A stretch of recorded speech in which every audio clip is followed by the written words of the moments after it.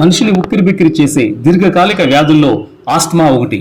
ఇప్పటి వరకు స్టెరాయిడ్స్ ద్వారా మాత్రమే ఈ వ్యాధికి చికిత్స చేస్తూ వచ్చారు. కానీ ఇప్పుడు ఈ వ్యాధిని అంతమొందించే మందు మన ముందుకు వచ్చింది.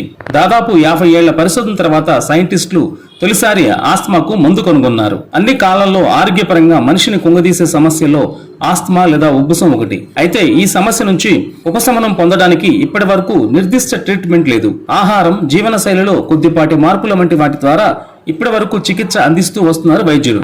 దీంతో ఇది దీర్ఘకాలిక ఆరోగ్య సమస్యగా మారింది. అయితే తాజాగా ఆస్తమా చికిత్సకు సంబంధించి సైంటిస్టులు మరో ముందడుగు వేశారు. దాదాపు 50 ఏళ్లు శ్రమించి దీనికి మందు కనుక్కున్నారు. తీవ్ర ఆస్తమా వ్యాధికి బెన్రలిజుమాబ్ అనే మందు కనుగొన్నట్లుగా శాస్త్రవేత్తలు చెప్తున్నారు.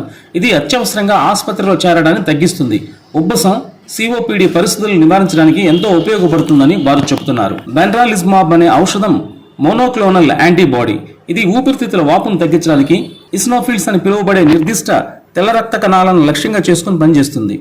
ఆస్తమా చికిత్సకు ఇది ఉపయోగించబడుతుంది. బెన్రలిజుమాబ్ అనేది పూర్తిగా సురక్షితమైనది, సమర్థవంతమైన ఔషధమని వైద్యులు చెబుతున్నారు. ఇప్పటికే తీవ్రమైన ఆస్తమా ఉన్న వారి చికిత్సలో ఉపయోగించవచ్చంటున్నారు వైద్యులు.